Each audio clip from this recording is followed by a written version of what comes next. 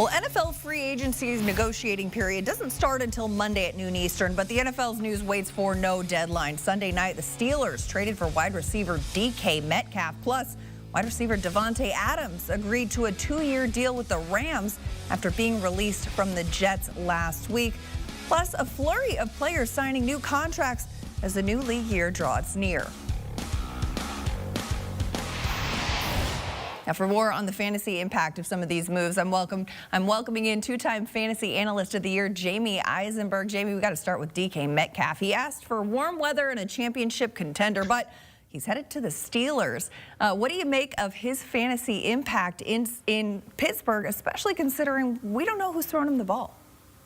I think that's the best point there, Madeline. You know, you're talking about a quarterback situation that is very incomplete right now. And so you've heard differing reports on maybe Russell Wilson coming back, maybe Justin Fields coming back. I think if you're looking at it from Metcalf and his fantasy value, you definitely want to see Russell Wilson as the quarterback there. Those guys had some great years together in Seattle, and we see Metcalf's numbers have really fallen off the last couple of years, certainly in 2024 with Geno Smith. Now, part of that had to do with Metcalf playing through some injuries, but I think the situation right now, great for him to get paid. You mentioned he goes to a potential championship contender. Obviously, the Steelers make the playoffs almost every year under Mike Tomlin, but it's not the best quarterback situation right now, even if it is Russell Wilson at his age, and certainly if it's Justin Fields. Now, the other thing that we have to keep an eye on is George Pickens. Does he stay with the Steelers, and those two guys sort of eat away at each other's targets?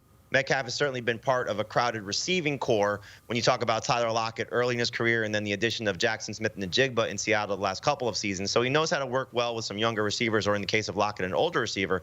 But I think we got to see who the quarterback is. So right now, he's at best a number 3 fantasy receiver for me in terms of Metcalf, which means he's not a starter in most 2-receiver leagues. I'm not looking to draft a lot of DK Metcalf in 2025 unless, of course, they make a big move and maybe go get a Sam Darnold, maybe Aaron Rodgers, just because we saw Rodgers was able to connect with Davante Adams last year and keep Adams' fantasy numbers afloat. But if it's Justin Fields, which is what I expect, or Russell Wilson, who at his age, I just don't love the situation for DK Metcalf. So this is a downgrade going to Seattle, leaving Geno Smith and that crew. Well, yeah, and you mentioned some of those weapons in Seattle. Geno Smith is out, DK is out, Tyler Lockett's out. So outside of Jackson Smith and Njigba and Kenneth Walker, who can we trust in the Seahawks offense? Well, you named the two best players there. You know, I think Zach Charbonnet as the backup running back still has some options to help fantasy managers, but it's really dependent on Ken Walker and his health. As we saw last year when Walker missed time, Charbonnet stepped up. But I love the setup for JSN. I think we're going to see Jackson Smith and Njigba continue to build off what was a great second year, average nearly 15 fantasy points per game. Certainly in the 2 games that we saw DK Metcalf miss last year, week 8, week 9, that week 9 game against the Rams, he went for 37 PPR points. That shows you the ceiling. He's not going to go for 180 yards and 2 touchdowns every week, obviously. But once they figure out their quarterback situation, it sounds like it could be Sam Darnold going to Seattle, but we still have to wait and see what happens there.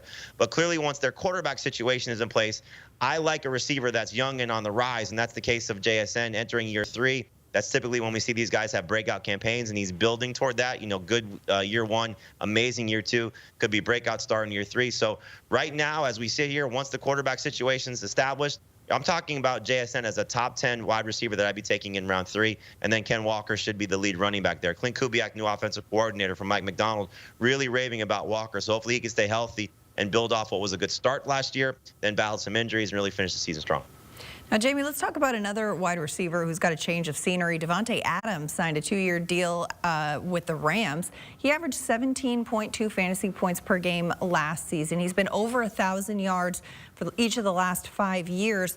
How does his fantasy value, is it affected teaming up with Matthew Stafford in L.A.? So it's a great signing. You know, I love the marriage. You know, you're talking about him stepping into the Cooper Kupp role. We expect Kupp to move on as they allowed him to request a trade. He hasn't been traded yet, but that's something we expect. So with Kupp now out of Los Angeles, he's going to be the running mate to Puka Nacua. You have one of the best play callers in the league in Sean McVay. You have a great quarterback still in Matthew Stafford, even at his age. And hopefully Adams still has something left to offer. Like you said, he was great last year, and he was certainly fantastic once he joined the Jets.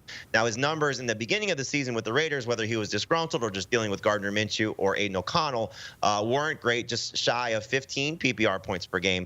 The only thing that makes me nervous is his age. Wide receivers at age 32 and older, they tend to fall off. He turns 33 in December, but he was very productive last season, did have a top 12 finish.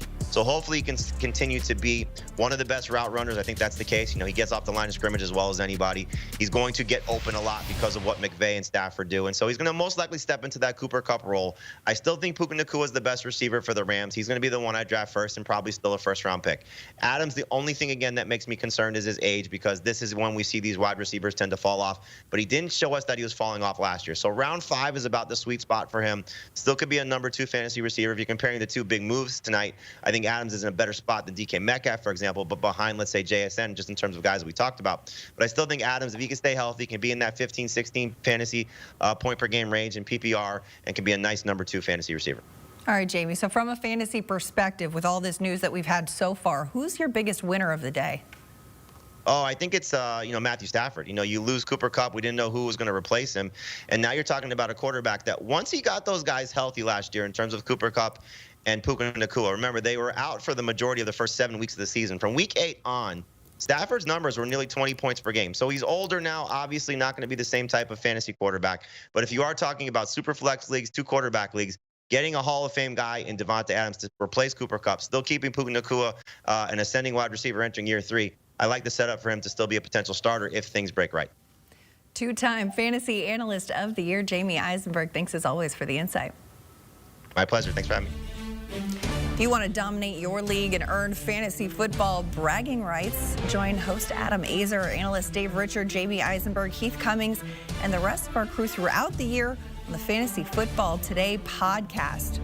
Watch now by scanning the QR code on your screen, or listen wherever you get your podcasts.